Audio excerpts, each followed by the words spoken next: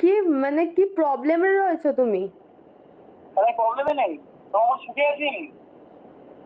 আচ্ছা, আর কি আর আজকে আমার বিপদের সময় বাবা করে দুদিন পর ফোন করবো যে কিটা আমার এটা তোমার মামা যাবার বলে দিয়েছে, আমি তো মেনে নিয়েছি।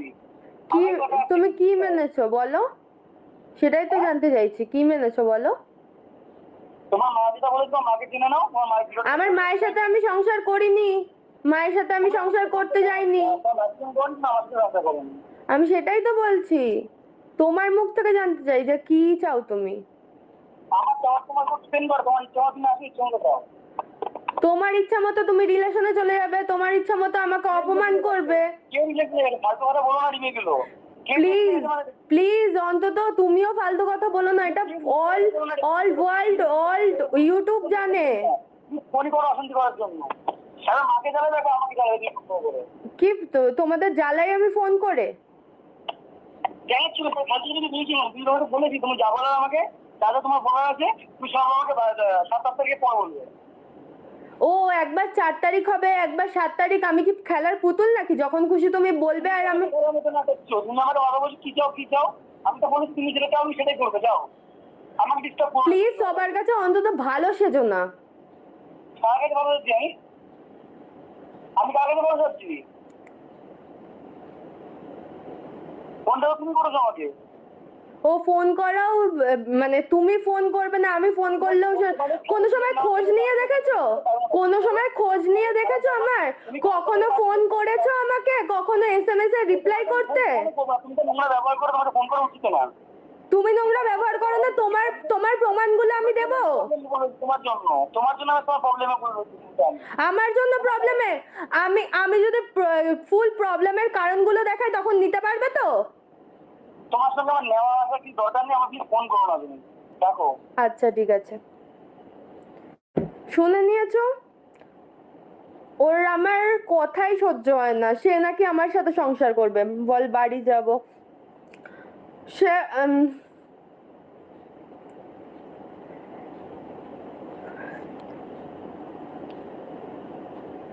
লাইভে ফোন করেছো বলে ধরলো, জানি আমি লাইভ দেখছি সেটাও জানি। আর সেই আশাটা ফার্স্টে 4 তারিখ হলো যে 4 তারিখের সব ঝামেলা মিটবে, তারপরে ডিসিশন নেবো।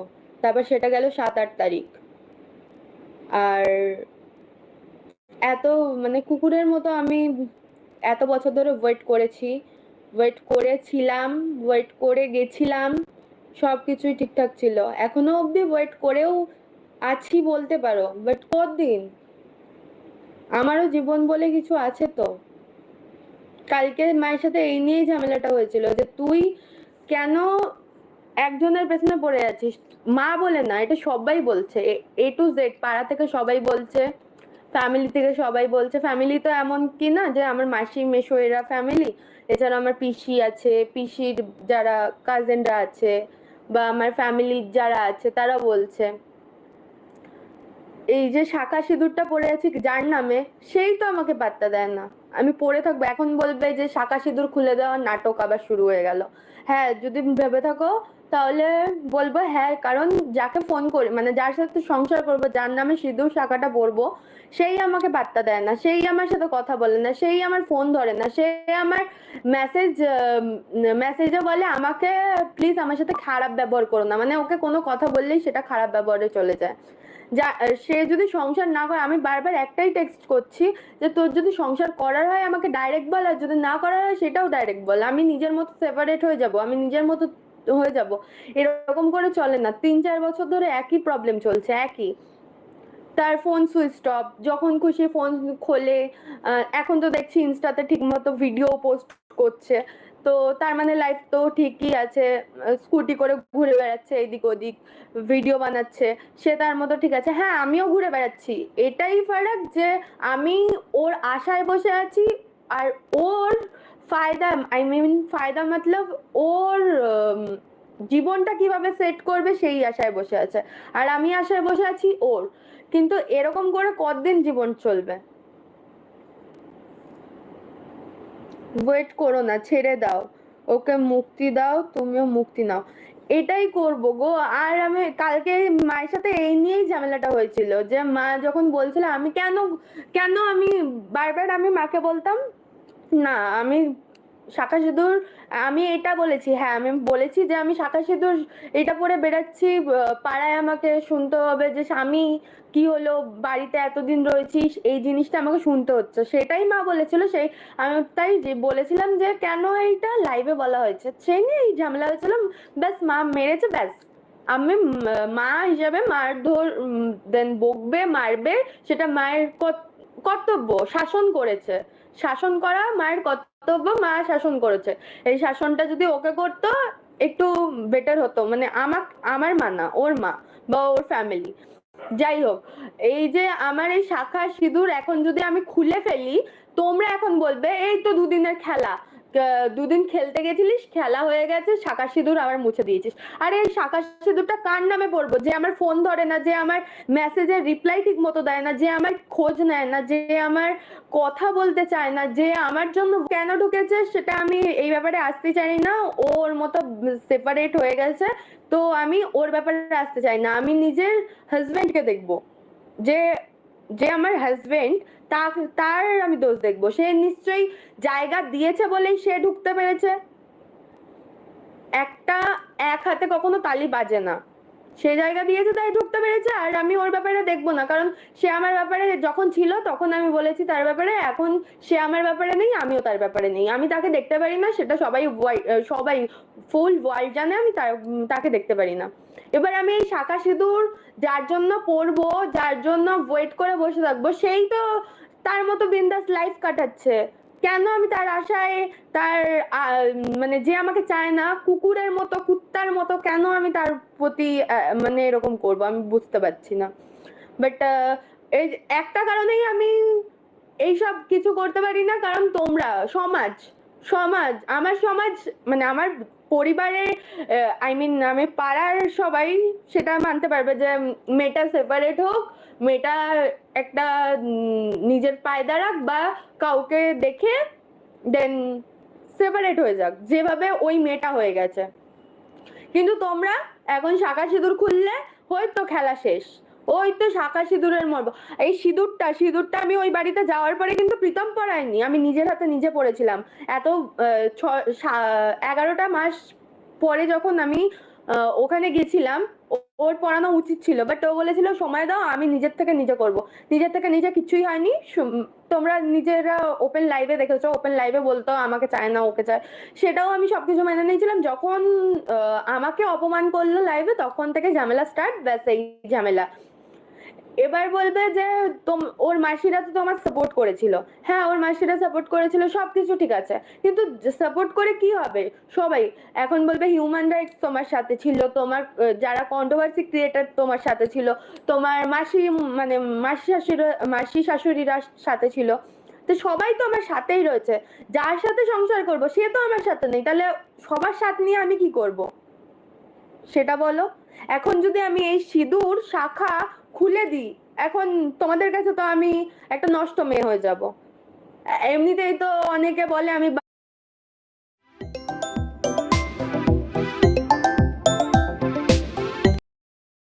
ডান্সার, আমি এই ডান্সার ওই আমার কোনো ফারাক পড়ে না, বিশ্বাস করো, কারণ এগুলো শুনতে শুনতে এ মদ খোর, এ বিড়ি খোর, এ সিগারেট খোর, এ নেশা করে, ভাম করে, এই করে, এ ডান্স করে, বারে যায়, এই যায়, ও বার ডান্সার, এইসবে আমার কোনো ফারাক পড়ে না, কারণ আমার মনটা পাথর হয়ে গেছে, কারণ এগুলো আমি শুনে অভ্যস্ত। কিছু না করে যখন শুনে অভ্যস্ত, তাহলে করে শুনে অভ্যস্ত হওয়াটা বেটার না? করব তারপর শুনবো, না না করে শোনাটা একটা মানে খুব খারাপ বিষয়। যে জিনিস যেগুলো যার ওপর দিয়ে যায় সে ফিল করে, সে জানে যে তার ওপর দিয়ে কতটা কি যাচ্ছে। এই তো কিছুক্ষণ আগে আমি লাইভে আসার আগে ওকে ফোন করলাম, ওর দুটো ফোন সুইচ, মা না বাবার নাম্বার, ওর ফোন রিসিভ করলো না, ফোন রিসিভ করেও না।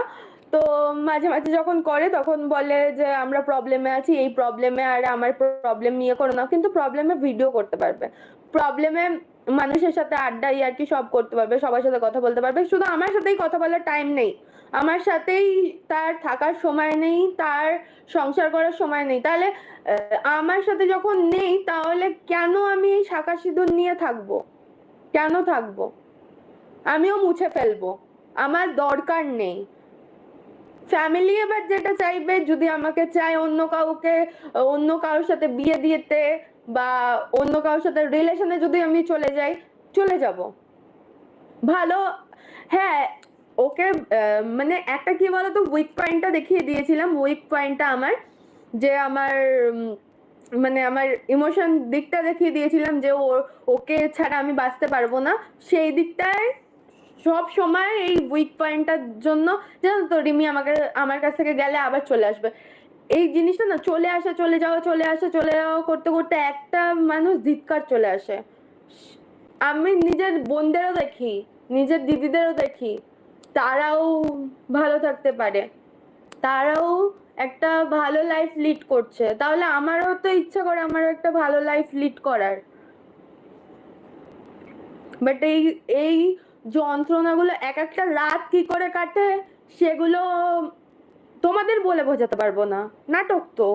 রিমি কাঁদলে ওটা হলো ওর sympathy gain, Rimi sympathy gain করছে।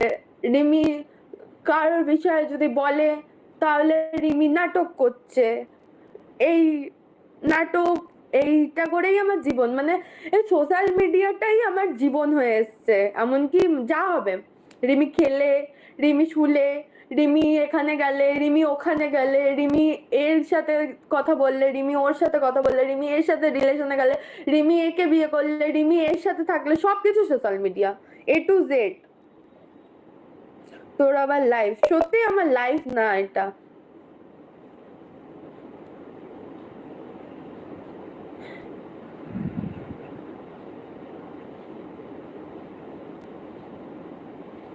মা বাবা একবার প্রীতম, শোনো, চেয়েছিলাম দুটো ফ্যামিলি এক হতে, বাট সবাই সবার জায়গায় স্টিল। তাহলে আমি কেন আমার জায়গায় স্টিল হতে পারছি না? কারণ আমি তো দুজনকেই ছাড়তে পারি না, না। এটাই আমার উইক পয়েন্টটা সবাই জেনে গেছে, এটাই।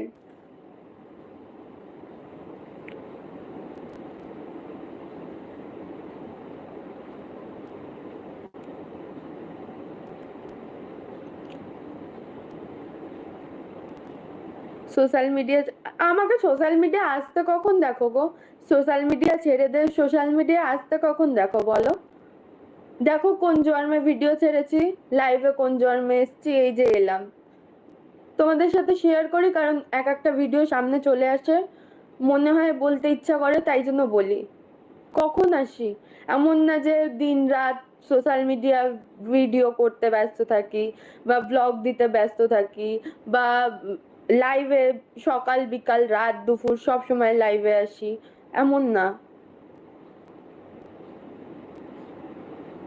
তো আমি শিলিগুড়িতে, তোকে যেদিন কাকিমা নিতে গেছিল সেদিন ভিডিও রেকর্ড গুলো প্রীতম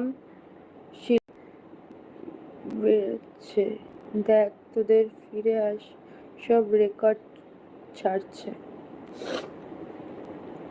ছাড়ুক, সে কে শিলিগুড়িতে, কে এই গুড়িতে আমি জানি না, বাট একটাই কথা, যদি সংসার করার হয় ডাইরেক্ট আমাকে বলবে, না করার হলেও ডাইরেক্ট বলবে। এই ছিলিমিলি খেলাটা আর পাচ্ছি না আমি খেলতে।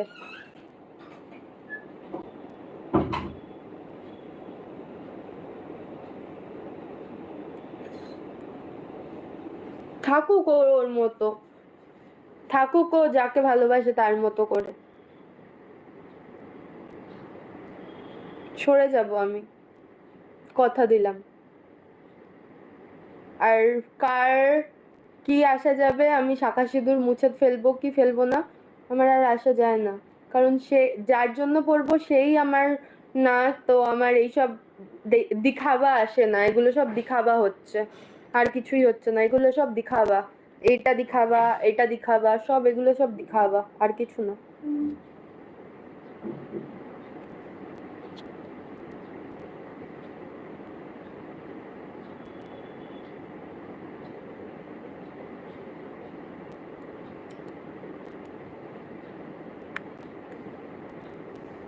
এমনও না থাক, ঠিক বলেছো। হ্যাঁ গো, এগুলো এগুলো আর কিছু না, এগুলো সব দিখাওয়া হচ্ছে। এই যে শাখা সিঁদুর এগুলো সব দিখাওয়া। এগুলোর মানে এগুলোর যে নিজেরই মনে হচ্ছে অমর্যাদা করছি, এই শাখা সিঁদুর নিয়ে খেলা করছি নিজের মনে হচ্ছে আমার। যখন খুশি পড়ছি, যখন খুশি খুলে দিচ্ছি, যখন খুশি মনে হচ্ছে আমাকে কেউ ভালোবাসবে, যখন খুশি মনে হচ্ছে আমাকে আপন করে নেবে, যখন খুশি মনে হচ্ছে আমাকে আমার কাছ থেকে দূরে সরে যাবে, যখন খুশি মনে হচ্ছে যা খুশি করবে সবাই। মানে সবাই আমাকে একটা পুতুল ভেবে ফেলেছে, আর কিছুই না।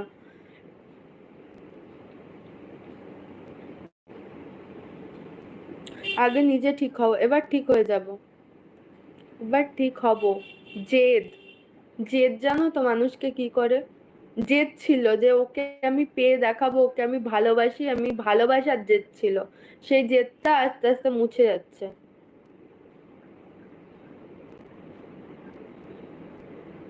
লাইভে সবার সামনে খুলে দাও, লাইভে সবার সামনে খুলে দাও। খুব ভালো কথা বললে একটা।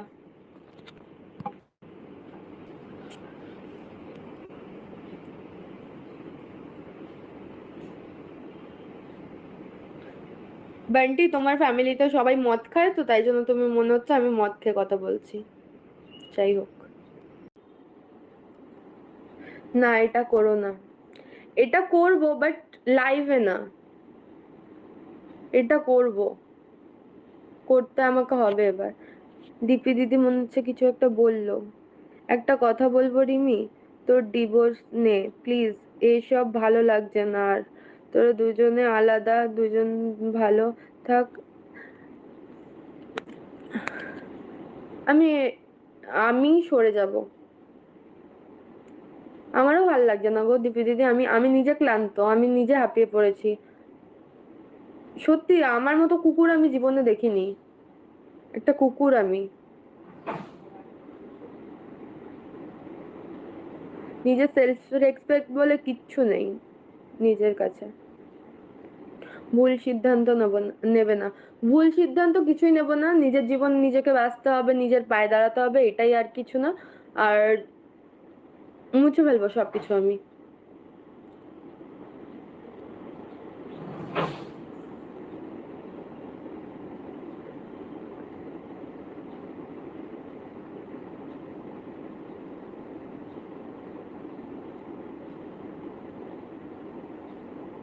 ও সংসার করবে না। ভাই তুই বিদায় নে না। আচ্ছা ঠিক আছে, চলো, তোমাদের কথাই সই। ডিভোর্স দিয়ে যে মতো এগিয়ে যা, ভালো থাক একদম। তুমি সব ঠিক করে নাও দিদি। ঠিক করা যায় না, কারণ আমি একা, আমি একা সবকিছু ঠিক মানে সবকিছু সবকিছু নিজে মেনে নেবো, সবকিছু সবকিছুই আমার উপরে ভার হবে, বা সবকিছুর দিক দিয়ে আমিই থাকবো, এটা কিছু না।